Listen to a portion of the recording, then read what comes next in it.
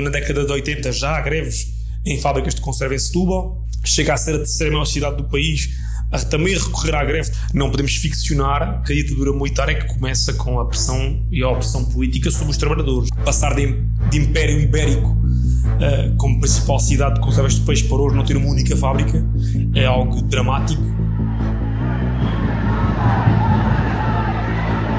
The attitude is based solely on the fact that they fully support the anti-apartheid struggle. Avante, pois, compatriotas e camaradas.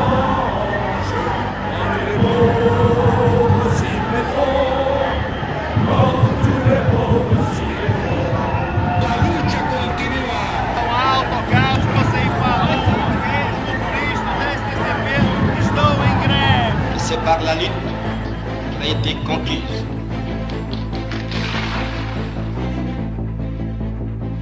Olá, estamos nos Revoltas Lógicas, o podcast de pensamento do Abril. E neste segundo episódio falamos com Diogo Ferreira, historiador, natural de Setúbal. Começou a interessar-se por história local desde os primeiros trabalhos da licenciatura e durante o mestrado em História Contemporânea focou-se ainda mais na consulta de arquivos e imprensa sobre Setúbal para escrever a tese sobre os impactos da Primeira Guerra Mundial na cidade, que viria a publicar em livro. A seguir-se-iam outros 6, 2 dos quais sozinho, sendo o mais recente Breve História da Freguesia de São Sebastião, Setúbal. E no seu percurso conta também com vários artigos na imprensa, em revistas locais e académicas. Fazer história local é sinónimo de fazer história dos invisíveis, ou há também aqui uma escolha em procurar não trabalhar apenas sobre as grandes figuras? Em primeiro lugar, agradecer o convite que me endereçaram para aqui estar e partilhar um bocadinho o meu percurso e o caminho de investigação que tenho vindo a fazer dedicado à história de Setúbal. Eu acho que essa pergunta tem quase a resposta em si, porque a história local tem como missão, para além da democratização do conhecimento, recuperar um passado, desvendar um bocado o véu que paira um bocado sobre a memória coletiva de uma comunidade que normalmente é sempre marginalizada, porque a historiografia portuguesa, genericamente, continua muito ligada à história da capital e à história do Porto e desconhece um pouco as realidades que decorreram em espaços mais pequenos. Naturalmente que Setúbal, ainda assim, pode-se considerar uma cidade média no século XX, era a terceira maior cidade do país no censo de 1911, portanto nem é tão marginalizada como outros territórios do interior do país, por exemplo, mas mais do que isso, é a tentativa no fundo de repensar um pouco o passado do país com análises microscópicas, que têm problemas por si, têm limitações e têm potencialidades, porque fazer história local é tentar manter um diálogo permanente com a história do país e com a história internacional. Não é ler uma árvore esquecendo a floresta, é olhar para este passado e enquadrá-lo num contexto mais global. Se eu cumpri isso nas minhas investigações, não sei se o fiz não, porque muitas vezes há casos que são absolutamente desconhecidos, inclusive para a própria comunidade e para a própria história da cidade, que descrevê-los ocupa uma boa parte, uma boa fatia do espaço que se tem para escrever. Mas eu diria que, pessoalmente, uma coisa que me fascina em absoluto é, primeiro, perceber a dimensão daquilo que é o meu contributo, efetivamente, que é encontrar um conjunto de temas e assuntos que nunca foram explorados ou analisados superficialmente, portanto, é desbravar terreno novo e ter um contributo efetivo para a historiografia local. E mais que isso também há um sentido emocional por trás disto tudo, que também tem a ver com as minhas raízes familiares, que é no fundo dar um rosto às massas anónimas e identificar aqueles que ficaram pelo caminho, que muitas vezes passam completamente à parte da história do país e que no fundo fizeram parte dela e que merecem ser efetivamente evocados. Já há figuras, claro que há figuras que se destacam num contexto regional, naturalmente, que são aquelas figuras indissociáveis de uma história de uma comunidade, seja ela qual for, mas mesmo, por exemplo, no caso de Setúbal, naturalmente Bocage ou Luís Aleixo são as figuras mais conhecidas e os casos são os maiores ícones de Setúbal. Só que também dentro disso conseguir procurar novas figuras, novas personagens que merecem ter a própria história contada é algo que pessoalmente me motiva muito, e isso tem essa ligação umbilical ao sítio onde nasci, ao sítio onde sei que a minha família também viveu. Eu consigo recuar até pelo menos ao princípio do século XIX, sabendo que tenho familiares que ali pertenceram, naturalmente com figuras absolutamente do mundo do trabalho, completamente abafadas da memória coletiva, porque efetivamente o peso deles na história da cidade é praticamente nulo, que foram operários em fábricas de conserva, de peixe, que é um dos focos, naturalmente, da minha pesquisa, que é ainda social, a fazer história económica e social de Setúbal, não se pode fugir disto. E até é curioso, muitas vezes, agora recordo muito isto, que é fisicamente o meu trabalho agora é no Museu do Trabalho, que é exatamente um sítio onde os meus avós trabalharam como operários conserveiros. Minha bisavó, Cacilda Madeira, e o meu bisavô Manel Joia. Portanto, há também esta tentativa de olhar para as fontes, para aqueles documentos e tentar encontrá-los. Também há algures no meio daquelas palavras. Não sei que eu os vou identificar num texto ou assim, mas que pelo menos sei que eles algures viveram isso. Portanto, acho que essa procura, essa motivação permanente de dar um rosto àqueles que são marginalizados é uma coisa que me parece também ideologicamente também tem um pressuposto, isso é evidente. E de onde é que vem a alcunha de Setúbal de Barcelona portuguesa? Bom, isso recuando um pouco à transição do final do século XIX, princípio do século XX, a construção da Setúbal contemporânea resulta muito de um processo de industrialização lento, hegemónico num setor, que é o das conservas de peixe, grosso modo, genericamente, rapidamente também. Na década de 80 do século XIX, em França, na costa da Bretanha, especialmente em Nantes, há uma crise da matéria principal prima, que era a sardinha, e há a obrigação dos franceses de deslocalizarem as fábricas para outros pontos onde existe sardinha como matéria-prima. Então vão para vários pontos do Algarve, vão para Vigo, por exemplo, para a Espanha, e Setúbal também.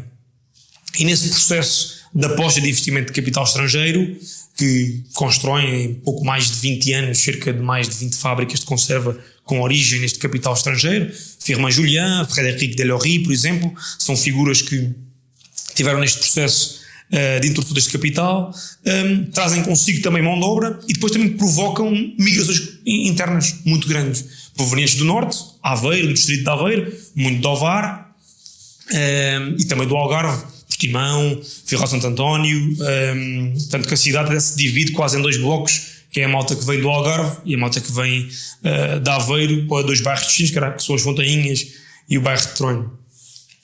E é neste contexto de construção de um novo paradigma social, que é o surgimento de uma classe operária, do mundo do trabalho, mulheres e homens, mais as mulheres nas fábricas que os homens na pesca, que no fundo, com influência também externa, francesa essencialmente, cresce muito o anarquismo. A filosofia anarquista cresce muito em Setúbal, lentamente é uma comunidade cada vez mais politizada, muitíssimo politizada, com recurso à greve desde o início destas migrações. Logo na década de 80 já há greves em fábricas de conserva em Setúbal, chega a ser a terceira maior cidade do país, a também recorrer à greve depois de Lisboa e do Porto, que demonstra efetivamente este ativismo político e o recurso à greve como plataforma de melhoria das condições de trabalho. E então esta comunidade muito politizada tem influência essencialmente socialista, anarquista e republicana. Mas a anarquista é aquela que domina também o mundo do trabalho e neste caso o sindicalismo revolucionário. Há casos célebres para mim, mas porque genericamente não são conhecidos na historiografia local, em que um indivíduo, por exemplo, que é uma figura muito desconhecida, mas absolutamente admirável, que é o António Casimiro da Silva, um entalhador artístico. Este indivíduo, por exemplo, é um caso que há muitos, que eles dão o nome dos filhos inspirados em pedagogos anarquistas. Francisco Ferrer, por exemplo, vai ter uma praça em Setúbal, o nome de um largo. E depois, este António Casimiro da Silva deu um nome ao filho, Eliseu Reclus da Silva, no fundo é homenageando outro anarquista, o que demonstra efetivamente esta ligação umbilical ao sindicalismo revolucionário.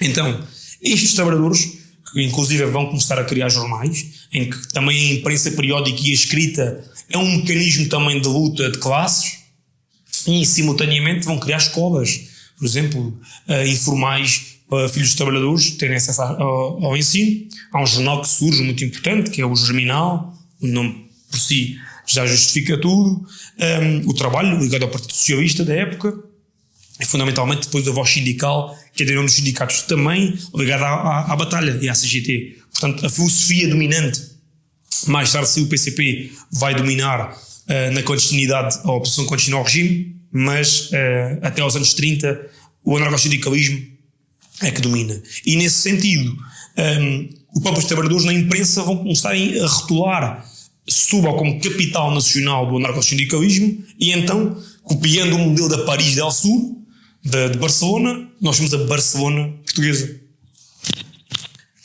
Muito interessante. Isto do ponto de vista da cronologia, tu trabalhaste e publicaste sobre o período da Primeira Guerra, o período entre guerras, e pensas continuar a aproximar-te no tempo sempre focado na história de Setúbal? Olha, a ideia original disto tudo, quando surge a hipótese de fazer uma tese sobre a Primeira Guerra Mundial, há uma dupla motivação para isto, que é quando efetivamente nasceu este interesse para a história da cidade. Dedico-me há 10 anos, grosso modo, a estudar a cidade. Eu aproveitei a catapulta provocada pelo centenário da evocação da Grande Guerra e pensei, bom, se eu fizer uma tese de mestrado sobre a Primeira Guerra Mundial, se calhar a potencialidade de ser editada ou de um próprio tempo conseguir ganhar algum nome na região é um tema importante para fazer. Mas no doutoramento o objetivo não era esse, era fazer a Segunda Guerra Mundial exclusivo, dedicar-me a fazer no fundo o estudo da Segunda Guerra. Porquê? Porque também nesse contexto o mundo conservador tem um dinamismo muito importante, porque na Primeira Guerra as conservas de peixe alimentam milhões de tropas que estavam nas trincheiras.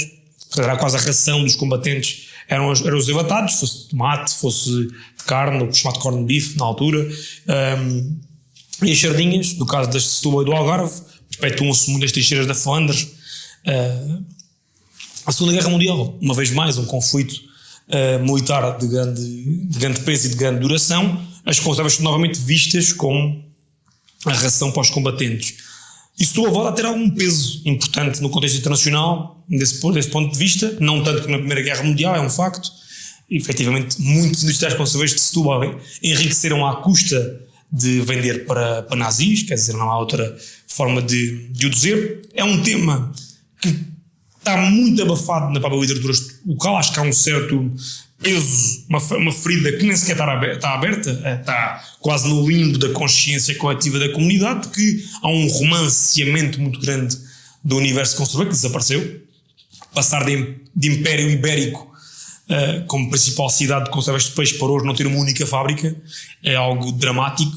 Passar de cerca de uma centena, perto de uma centena ou pouco mais de uma centena, não há dados que nos permitam dizer concretamente o número de fábricas que existiram durante a Grande Guerra, que é o apogeu, mas chegar a 95 e fechar a última fábrica é dramático para quem viveu geracionalmente muitos anos esta vida nas conservas de peixe, porque as chaminés ainda lá estão, muitas delas, quem passa na zona ribeirinha. E então acabei por não dar sequência cronológica, não trabalhar a parte da Segunda Guerra Mundial e dar sequência cronológica à tese de mestrado, por uma opção muito também da minha orientadora, a professora Fernanda Rolo, que me disse, bom, Diogo, tu tens que dar continuidade, porque aquilo que tens feito de contributo, até para rever o que está feito na cidade, é importante até para se conhecer melhor o que aconteceu em seguida. Eu acabei por definir como projeto para a minha bolsa de doutoramento fazer Setúbal entre 19 e 45. A dimensão da minha pesquisa foi absolutamente gigante e eu, sempre com este entusiasmo de recolher mais, de querer saber mais, fui obrigado a reduzir a cronologia a meio caminho, reduzi para 39, seria a Segunda Guerra Mundial, tinha tudo empilhado, entre aspas, no computador, no disco externo, e depois no processo de escrita vi que fui forçado a retirar ainda mais material que já estava trabalhado, curiosamente, e fechar em 33. Portanto, a tese ficou entre a República do pós-guerra e da dura militar.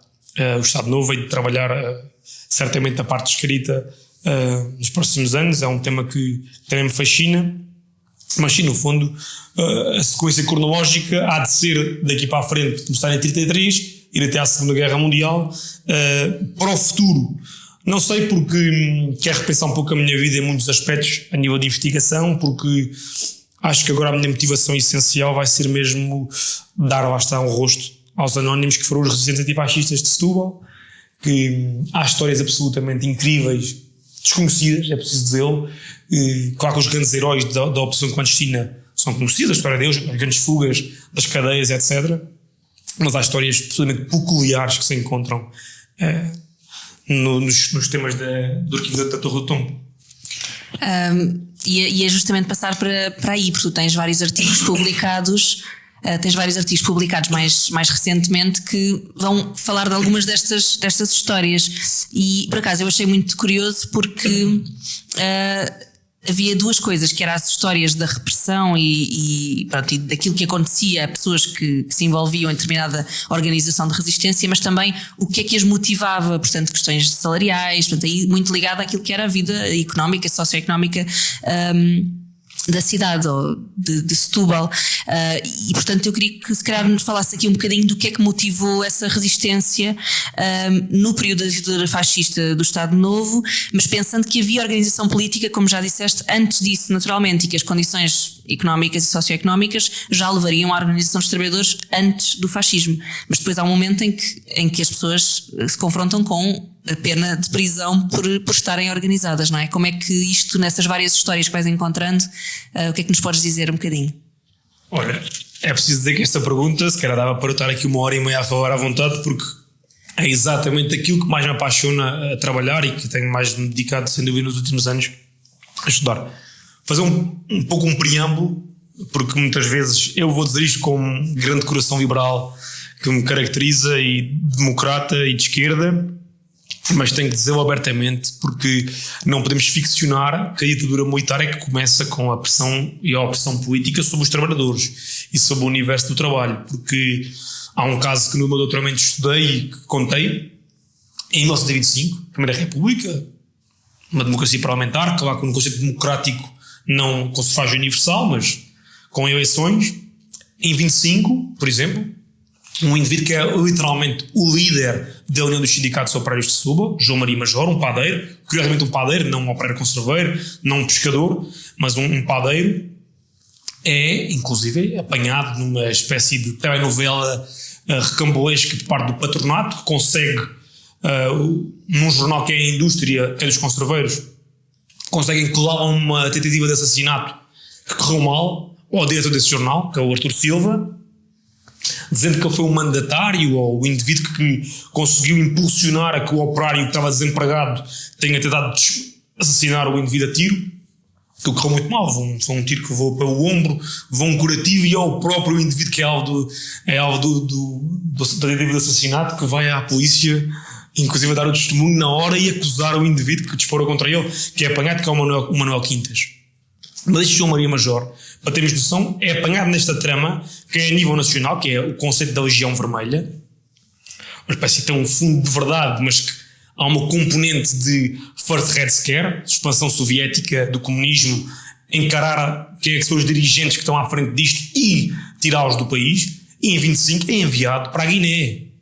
Em 25, é antes da ditadura militar começar. Já há purgas políticas, e estamos a falar do dirigente máximo, o principal representante do universo do trabalho em Setúbal. É o diretor da voz sindical, do jornal periódico anarquista, que se dedica às reivindicações dos trabalhadores, que é expulso do país, com este Quintas, sob um crime que não cometeu, e que, mais grave do que isso, que o próprio Quintas, em entrevista ao jornal A Batalha, diz que é mentira, que desmente que foi alvo de pressão, de coação por parte da polícia, para dizer que tinha sido aquele indivíduo mandatário, quando não foi verdade. Portanto, dizer que a República já começa a pressionar muito o universo do trabalho. No caso de Setúbal também, aquele caso célebre da primeira greve geral do país é provocada em homenagem aos assassinatos de Setúbal, os fuzilamentos de Setúbal, que ocorreram em março de 11, quando é morta a Maria do Carmo Torres, o António Mendes, num contexto de greve, pela Guarda Republicana, ainda não a GNR, mas a Guarda Republicana. Portanto, dois episódios que exemplificam como é que, em contexto de ditadura, já há opressão política sobre o universo dos operários. A ditadura militar começa, e rapidamente, claro que a capacidade de opressão é muito maior, quer dizer, há uma legitimidade quase política e a nível legislativo para poder oprimir e reprimir a atividade sindical e também dos operários a nível de greves, panfletos, etc. É preciso dizer, há pouco não referi, em 18, aliás, com o António Paes, já uma polícia política criada, claro que não é na dimensão que foi a PVDE e a PID e depois a PID-DGS, mas uma polícia política concretamente, dedicada a prender os presos sociais. Eu fiz umas aspas, que era o termo que se utilizava na época. E entrando nesta ditadura militar, Setúbal, para termos noção, o sindicalismo livre tem muito peso em Setúbal. Estamos a falar de mais de 20 sindicatos, associações de classe. Há um sindicato que é dos maiores do país, que é a Associação de Classe dos Trabalhadores do Mar de Setúbal, tem 1500 associados. Estes 1500 indivíduos ligados à pesca, inclusive, pagam a construção de um edifício extraordinário, de grande dimensão, onde corriam comícios, palestras, formação de filhos de trabalhadores, etc. Um edifício que ainda hoje existe, mas que foi adaptado à Casa dos Pescadores, já depois com o Estado Novo a querer pagar da memória a própria estrutura física do edifício, já no final dos anos 30. Mas quer dizer, há uma organização sindical muito forte, com dirigentes com uma cultura impressionante. Quem lê os textos na voz sindical fica estupefacto com a qualidade literária daqueles pensamentos, a evidência de que há consulta e leitura evidente, mesmo claro, de livros internacionais em francês e em inglês ligado a Karl Marx e Proudhon, etc., Saint-Simon. Portanto, há um conhecimento muito vasto do universo radical que é plasmado nestes textos.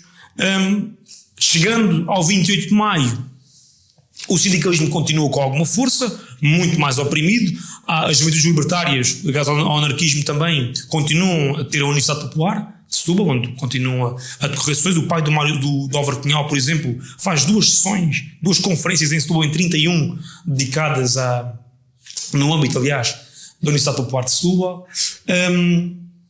Mas este sindicalismo vai ser lentamente reprimido, até chegar ao 18 de janeiro, quando de 34, quando em 33 saiu o Instituto do Trabalho Nacional, que põe fim ao sindicalismo livre em Portugal, copiando o modelo fascista italiano da Carta de Lavoro. Mas até aqui estamos a falar de mais de 5 mil, 6 mil, 7 mil pessoas que são sindicalizadas. E que há uma unidade muito grande entre estes homens. Há poucas greves que decorrem até ao Estado Novo, nesta fase de transição da ditadura militar, mas estas greves, por exemplo, vão ter cartões de identidade, inclusive, e há piquetes de greve em que, imaginemos, na fábrica X de conservas, só pode trabalhar quem for sindicalizado. É uma exigência dos trabalhadores. Só pode trabalhar na fábrica de conservas se for sindicalizado no respectivo sindicato daquela associação de classe. Por exemplo, o sindicato das mulheres tinha 3 sindicatos, que eram as mulheres conserveiras, os operários conserveiros e os soldadores, que eram os 3 segmentos do setor. Só podia ser soldador na fábrica de conservas do Mário Leite, por exemplo, se fosse filiado no sindicato. Este dirigismo é, contudo, sempre anarquista, essencialmente. O PCP só tem força localmente no sindicato dos operários da construção civil, através de um indivíduo que era o António Silva, desconhecido naturalmente. Depois há um conflito, e é preciso dizê-lo, para que a MDS contribui para isso também, porque sendo de esquerda, evidentemente que tem que reconhecer que também há um romanceamento deste contexto de Barcelona portuguesa, porque começa a haver sinais de decadência da unidade entre estes homens e mulheres, no pós-guerra, essencialmente, quando começamos a ver as cooperativas de pesca, em que basicamente, à luz de uma lógica de não se querer ter um padrão, vários pescadores juntam-se. Imaginemos, foram formadas mais de 20 cooperativas de pesca, há uma que tem 1800 pescadores, coisa surreal. 1800 pescadores numa cooperativa de pesca, que o objetivo era único, não ter um patrão, dividir os lucros da atividade daí oriunda. Como os buques, por exemplo, as embarcações tinham nomes de anarquistas. Por exemplo, Zola, por exemplo, é um dos nomes de uma embarcação. Tudo fascinante. União Social. Há nomes assim que se vê, uma coisa mesmo espetacular. Ainda assim, é preciso também dizer que começa a haver sinais desta separação, desta divisão interna deste mundo de trabalho. Porquê? Porque os explorados de ontem são os explorados de agora. Ou seja, estes pescadores que se querem unir nestas pequenas cooperativas, à exceção daquela que tem 1800, começam a explorar outros pescadores que vão trabalhar para eles. Portanto, é algo estranho que teve lugar, que dividiu o sindicato em dois. A Associação de Classe de Trabalhadores do Mar divide-se em dois, inclusive. Vai haver um congresso na Covilhã em 22 que expressa exatamente isso, a incapacidade do líder da CGT em conseguir solucionar estes conflitos internos. Há outros sinais, não vale a pena agora aqui referir, a diminuição do número de greves, menor participação coletiva nas ações pelo melhor luta de trabalho, pelo luta de trabalho e pelo conceito de salário. E este progressivo impacto, mas também com as prisões políticas que vão decorrendo, chegando ao 18 de janeiro, acho que há outra pedra no sapato que, no fundo, acaba por contribuir diretamente para este enfraquecimento, que diz respeitar a luta pela hegemonia no mundo operário entre anarquistas e comunistas. Os comunistas têm muito menos influência e têm noção disso. Na greve dos marítimos, em 31, já se observou isso. Os anarquistas e os comunistas criticam-se mutuamente, querendo lutar pela direção da greve. A greve tem 92 dias, em 31. Ditadura militar, uma greve de 92 dias. A capacidade de solidarização coletiva é uma coisa impressionante. Temos comerciantes a darem apoios monetários a quem está em greve, há auxílios pecuniários também, com alimentos para que a greve se sustenha.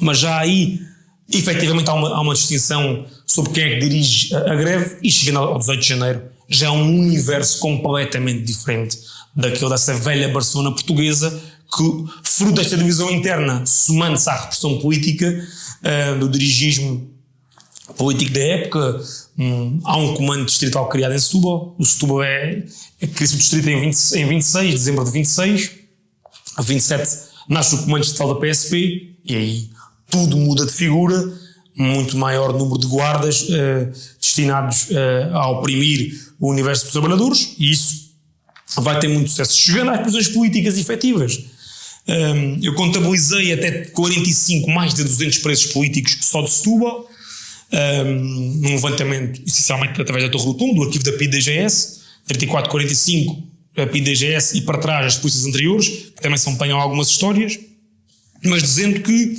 é preciso sublinhar que temos, por um lado, motivações políticas evidentes, claras. Há uma efetiva tentativa de reagir contra o fascismo e os modos em que se implementou na cidade, e mais importante do que isso, Setúbal é uma cidade amplamente dependente do exterior. Estamos a falar de uma cidade que depende da exportação de conservas de peixe, de moscatel de Setúbal, de laranjas, de pescado, naturalmente, e que num contexto pós-crash Wall Street, da Quinta-feira Negra, a primeira crise do capitalismo, é uma cidade que entra num período absolutamente dramático do ponto de vista das questões sociais. A mendicidade multiplica-se, a prostituição, crianças na rua sem condições nenhumas, fotografias absolutamente horríveis do que era o dia-a-dia daquelas pessoas que sofreram mesmo muito, declínio do número de fábricas de conserva, depois também sai a legislação pré-corporativa, por assim dizer, que diz a partir de agora não há mais fábricas de conserva abertas, só se pode recomprar ou adquirir outra fábrica que, entretanto, perca a marca ou queira desistir, já esteja registada, efetivamente.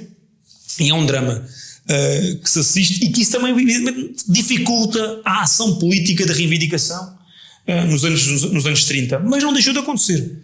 E o 18 de janeiro, apesar de não ser o melhor exemplo, há um caso seguinte, que é a morte do Fernando Pedro Gil, em fevereiro de 34, 17 de fevereiro, não vou dizer uma greve, mas uma espécie de protesto coletivo por exercício do subsídio de defeso, às portas do Consórcio Português de Conservas de Sardinha, que reuniu centenas de pessoas em Setúbal, exigindo esse subsídio, que demonstra esta mistura de querer lutar com o desespero da fome mesmo, de dias negros de fome que as pessoas viveram naquela altura. E eu acho que há, no fundo, se calhar, pensando melhor agora, falando, três questões: dificuldades de vida, opressão política e divisionismo interno. Chega-se a um período com redução. Mas a outra parte, para finalizar a pergunta, que já vai muito longa, naturalmente, dizer apenas também que me parece evidente que, dentro das histórias que se vão apanhando de prisões políticas, que também há casos absolutamente de caça às bruxas, de vinganças individuais, de vizinhos, de pessoas conhecidos, Ainda agora publiquei um texto, está prestes a sair um texto na revista da LASA, dedicado a uma prisão política de 3 indivíduos, logo em agosto de 36, começou a Guerra Civil de Espanha. Então, alegadamente, um gajo de noite diz: viva a Rússia, de estar embriagado. Que passou 2 meses. Após 2 meses, só alguém ter ouvido durante a madrugada alguém gritar viva a Rússia, não é que o indivíduo é preso, e aqui o processo todo político que se trata nos interrogatórios, independente de ser uma fonte difícil de entender ou de perceber a veracidade que ali está por trás. Portanto, são questões, muitas vezes, de embriaguez também, de vingança pessoal, e que muitas vezes não têm efetivamente uma conotação política real, apesar da esmagadora maioria evidentemente ter, e é preciso dizer que em 36, durante o princípio da Guerra Civil de Espanha, há uma reativação dos núcleos de Setúbal da oposição clandestina, já com o PCP na liderança, já o anarquismo praticamente todo abafado em Setúbal, porque os principais dirigentes foram todos deportados. Jaime Rebelo, por exemplo, a grande figura do homem da boca cerrada, que cortou para a própria língua depois do 18 de janeiro. Estes homens são todos presos, deportados. Há esse enfraquecimento através da repressão política, e o PCP substitui este vazio entre 34 e 36, já com células inclusive de juventude. A SAPEC, por exemplo, já tem células comunistas, a CECEL também. Algumas fábricas de conserva também vão ter células comunistas, pequenas mas existentes, e isso evidentemente uma conotação política clara. E no fundo é isto. Se calhar íamos um bocadinho por aí, tentar ver o que é que nos podias contar sobre a investigação que tens feito e que vens publicando em torno de presos políticos de Setúbal. Eu também, daquilo que pude ler, há coisas que não é, porque se calhar na tua investigação não fica absolutamente claro se há resistência organizada daquelas pessoas que estão a participar nela, ou se é mais dessas questões pessoais. Com o que é que tu podes cruzar isso para de facto aferir dessa organização de oposição? Pronto, porque de facto, se é uma organização clandestina, e isto também tem a ver com a forma como o PCP também se impôs nesse contexto e no resto do país, é porque de facto houve uma organização clandestina que muitas outras forças não conseguiram manter, não é? E se é clandestina, como é que nós conseguimos, do ponto de vista do teu trabalho, de investigação, compreender que essas pessoas estavam envolvidas? É com os seus depoimentos, as suas declarações? Havia pessoas que não prestavam depoimentos, não é? Como é que tu consegues, do ponto de vista do investigador, procurar estas histórias? E se nos quiseres dar alguns exemplos? Bem, isto é no fundo, não é uma pergunta para 1 milhão de euros, mas é muito parecido, porque ao fim e ao cabo a polícia política, que é responsável pela repressão sobre as pessoas, é também quem nos deixou a memória delas. Será que é uma dupla acessão sobre a mesma, ou seja, 95% do gosto das fontes documentais que nos permitem reconstruir estes episódios são da própria PIDE, né? E neste caso, em Setúbal, é preciso sublinhar isto.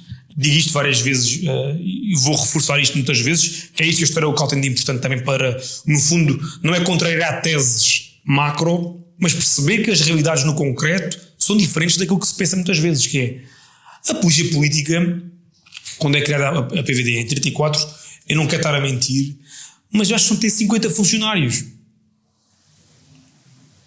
Tem 3 delegações, Lisboa, Coimbra e Porto. Quem está no terreno a fazer a opção política em primeira instância é a GNR no interior e é a PSP nas cidades. Portanto, a PSP e a GNR têm passado em claro sobre a opressão política que fizeram sistemática, permanente e, mais importante, inclusive com agressões físicas, como a PIDE fazia dentro dos comandos. E é esta PSP, que é criada em Setúbal, o comando em 27, fevereiro de 27, que vai ser a primeira agente de repressão política até 1956.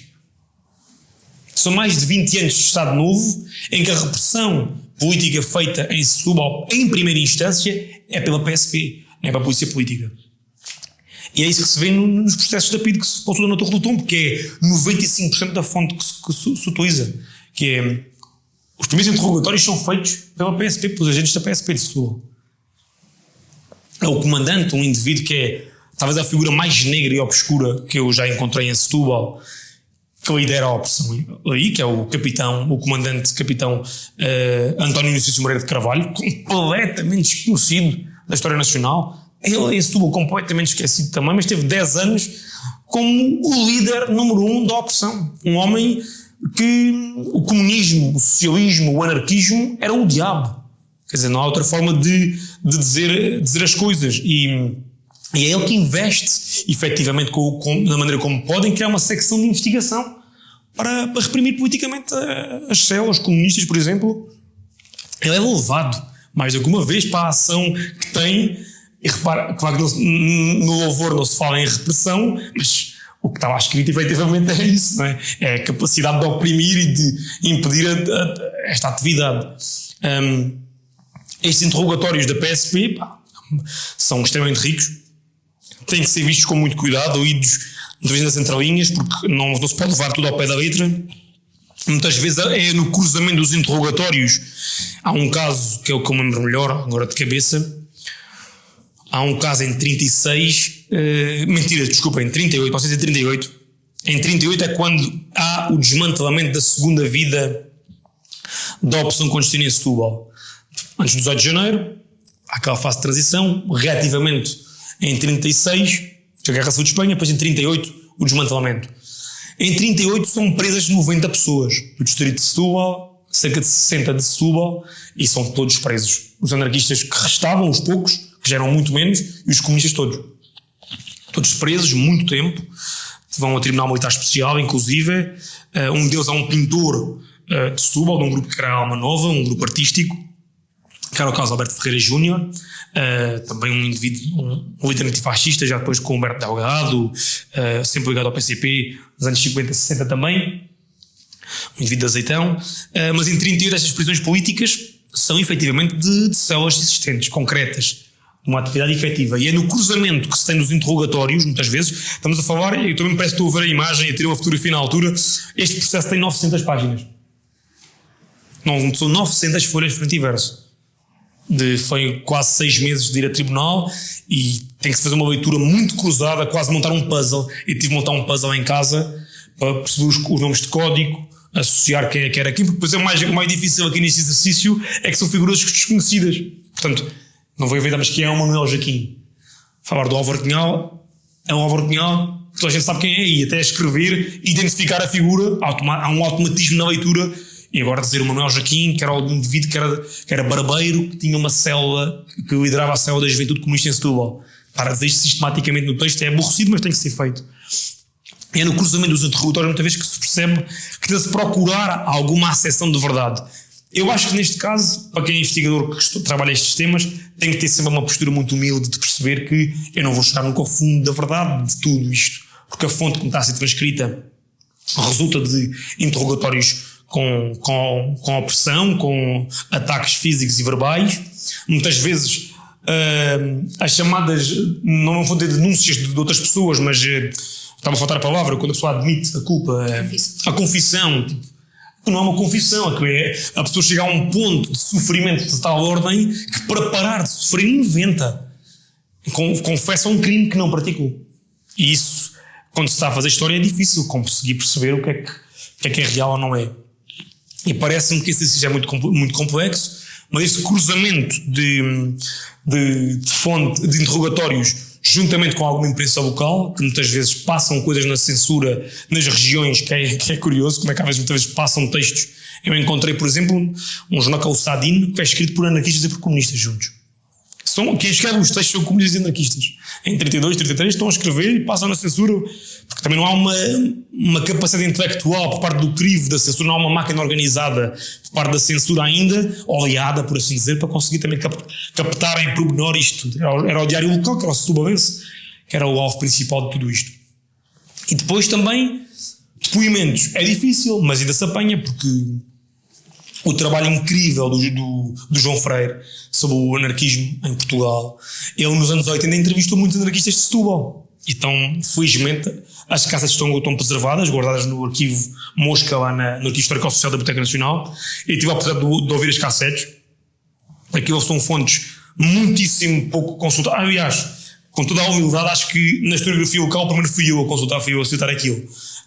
E houve-se, por exemplo, o José Bernardo, que é uma das figuras centrais do 8 de janeiro de 34, em que ele diz abertamente nesta entrevista, um indivíduo já com 80 anos, um velho anarquista, ainda mantinha as raízes anarquistas, ele assume mesmo, diz mesmo qual é que era o plano do 8 de janeiro, coisa que nas fontes não se apanha. Nunca se apanha qual é o plano efetivo. Ele diz, o plano era tomar conta da central elétrica, pôr a cidade às escuras e ocupar a comando da PSP. Nas 900 páginas da Torre do Tombo.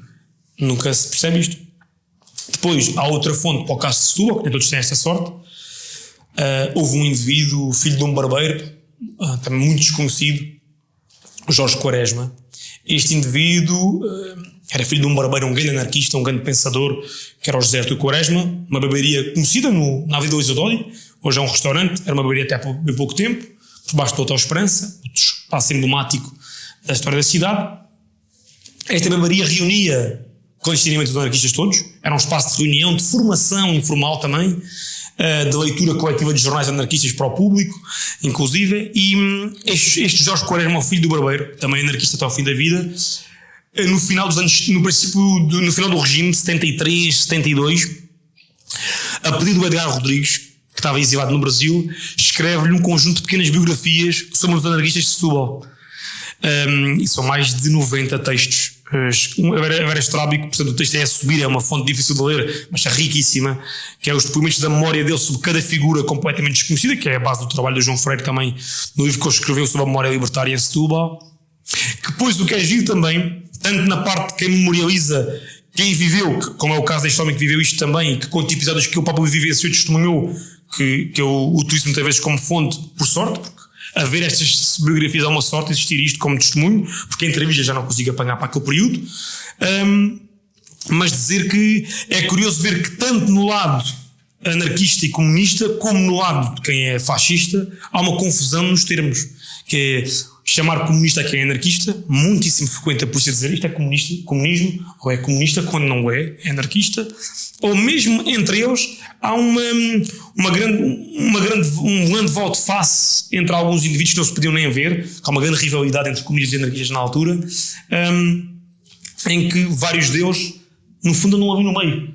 O Carlos Alberto Ferreira Júnior, por exemplo, foi anarquista, depois esteve ligado ao PCP. Não sei se voltou para trás, se não. E mesmo entre eles também essa dificuldade. O Jorge Quaresma muitas vezes indica pessoas que são anarquistas que na verdade não o eram. E pronto, no fundo é isto, é tentar procurar dissecar na medida do possível as fontes existentes, que para este tema não é muito fácil de conseguir, mas sempre com um objetivo, com um sentido evidente de dizer, bom, isto aqui é uma hipótese do que aconteceu. Ter a humildade de dizer, isto não está fechado, este assunto pode ter tido outro desfecho, outra realidade, mas o contributo é isto, dar um rosto àquela pessoa que há um facto que é indesmentível. Este homem esteve em Caxias, ou esteve em Peniche, ou esteve no Tarrafal, ou esteve onde quer que seja. E eu orgulho-me muito, é talvez o principal trabalho que tenho mais orgulho de ter feito, foi eu biografei e vi os processos políticos dele, o único setubalense que morreu no Tarrafal, consta o nome de uma rua. E o trabalho do historiador local é este, é tirar o véu que paira sobre este limbo de memória, tirar estas figuras, lá está, invisíveis, e torná-las visíveis, e mais importante, que é preciso dizer, que a história também tem uma missão cidadã, ou seja, é evidente que o historiador também é político, e também tem uma convicção por trás daquilo que escreve. Portanto, é evidente que a minha homenagem a estes homens também tem uma missão, recordar que o fascismo está à porta. Outra vez, que há neofascistas aqui presentes e que estamos a viver um contexto de crise institucional, democrática, e as pessoas têm que despertar para aquilo que aconteceu, e que há pessoas que sofreram mesmo muito, inclusive dando a vida à liberdade dos outros. Estamos mesmo bem na última pergunta que eu tinha pensado, que é: qual é que tu dirias ser o papel do poder local democrático, mas também do Estado Central? Quer dizer, quais são os dois papéis, se são paralelos, se não, na investigação em torno da história local e na preservação da memória local? Tu numa entrevista falavas sobre como no teu trabalho o conhecimento que tu vais desenterrando é para devolver aos seus proprietários, não é? As gentes de Setúbal são os proprietários desse conhecimento que tu estás a escavar.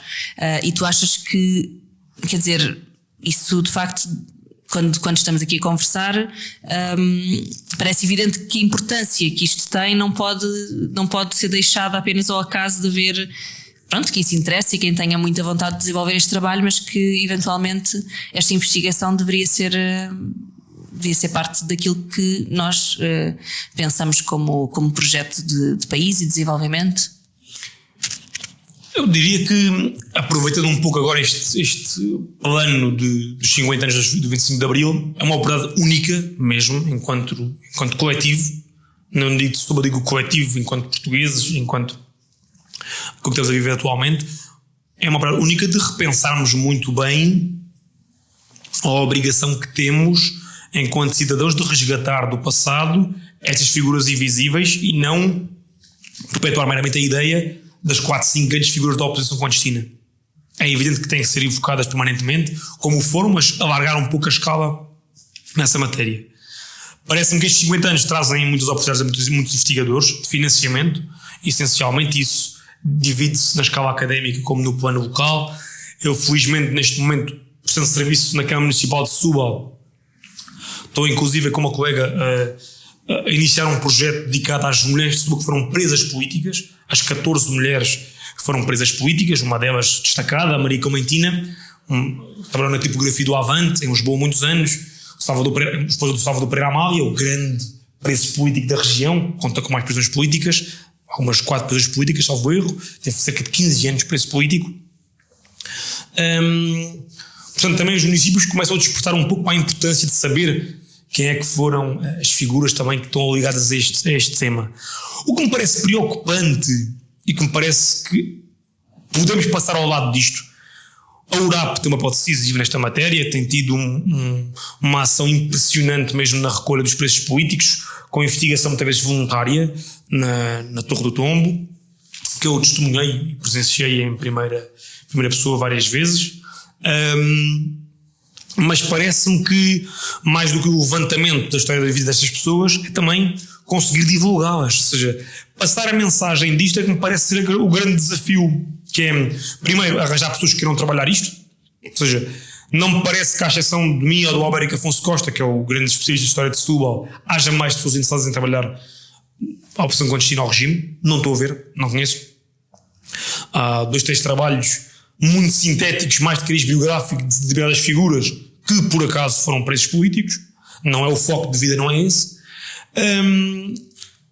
Era importante que mais pessoas de outras regiões do país se dedicassem a isso. Acho que o trabalho da Maria João Raminhos Duarte no Algarve é impressionante, quer dizer, é um trabalho que é de excelência sobre os presos políticos daquela região, mas parece-me que pode ser difícil arranjar pessoas que queiram trabalhar estes temas nas regiões, e mais importante que isso, que é o principal desafio, esta primeira fase, que é trabalhar, escavar no terreno, arranjar tempo para pesquisar, porque é preciso tempo para o fazer, porque mal ou bem os textos que eu estou a fazer foi tudo da Bolsa FCT, dar muito tempo, com muito tempo a pesquisar, porque muita coisa, só fazendo uma parte, muita coisa da PDGS não está organizada, não é um arquivo organizado. A maior parte dos meus pedidos são pedidos de primeira consulta, ou seja, são casos políticos em que nunca foram consultados, nem sequer foram organizados. Estão no arquivo da PDGS, nunca foram alvo de escrutínio nem de consulta. São figuras completamente esquecidas nessa matéria. Até a própria família, que nunca teve interesse, que podia sequer saber que isso existia. Há uma obrigação, por exemplo, desses 200 que eu fiz, eu fazia sempre em segmentos. Demorou 2 anos isto a acontecer. Eu fiz pedidos de 30, até chegar aos 200 e tal. Que era para internamente, que não é um investigador que faz isso, é os técnicos do arquivo da Torre do Tombo, que internamente vão à procura nas gavetas que saíram lá da António Maria Cardoso, procurar as cotas e ir buscar os processos e organizar o arquivo e disponibilizar ao público. E depois aparece, isto eu posso dizer que isto é vaidade, mas é engraçado, porque há processos que eu já vi mais que uma vez e estava à folha, o primeiro pedido foi o meu. Ou seja, isto é dramático, ao mesmo tempo, tem pedra mas não tem, porque quer dizer que nunca foi visto isto, não é? Nunca houve essa preocupação. Isto demora tempo, eu estava a dizer, preciso ter pessoas e tempo para estas investigações. O mais difícil disto tudo, passar a palavra, chegar ao grande público, porque me parece que eu vivo um bocado ao lado da realidade, ou alienado da realidade, porque por mais que eu tenha dentro de mim o sentido de missão de devolver o passado a quem lhes pertence, que são as pessoas que moram ali, ou que nasceram ali. Mais que isso, eu tenho plena consciência que o meu público é restrito. É pequeno, é um público-alvo de 100 a 150 leitores. E fazer um trabalho de investigação que homenageia concretamente figuras que foram presas políticas, se não for as escolas, os museus, e mesmo enquanto opção política concreta dos executivos em difundir este conhecimento, parece-me que se pode perder uma grande oportunidade de difundir este conhecimento, de o partilhar e, mais importante, de se aprender alguma coisa com ele, porque ao fim e ao cabo daqui um investigador tem que ter o reconhecimento que aprende muito enquanto faz pesquisa, enquanto produz esse conhecimento, mas que muitas vezes não passa dali. Quer dizer, falar para, não vou dizer para a parede, mas falar para os 10 ou 15 que são sempre os mesmos, não... Quer dizer, quase que o objetivo essencial é pensar, bom, este conhecimento está aqui, está publicado, está impresso, um dia se alguém quiser, vá à biblioteca municipal e sabe daquela história. Mas se calhar, enquanto país, no fundo responder à tua pergunta, se não houver uma tentativa concertada entre as organizações, os executivos camarários, o governo, etc., de pensar esta memória coletiva e repensar os manuais escolares, de que forma que tem que ser ativo, colocar este conhecimento nos manuais escolares, esquecendo essa treta dos descobrimentos, porque foi uma expansão marítima, e focar em temas também muito importantes que são marginalizados, muitas vezes, que é isto foi a vida das pessoas. As pessoas sofreram mesmo e há quem queira recuperar este tipo de filosofia. E recuperar esta filosofia é algo que, se não se souber os mais jovens que isto aconteceu, ou que há casos concretos de sofrimento efetivo, quem tem discursos populistas, reacionários e absolutamente anacrónicos, que facilmente o eleitorado cai nisso. E, portanto, parece-me que é um desafio coletivo muito grande que, para o caminho que estamos a fazer, não sei se está a ser concretizado. Digo isto com toda a honestidade intelectual. Muito obrigada. The youth is based solely on the fact that they fully support the anti-apartheid struggle. A banda foi patriota, camarada.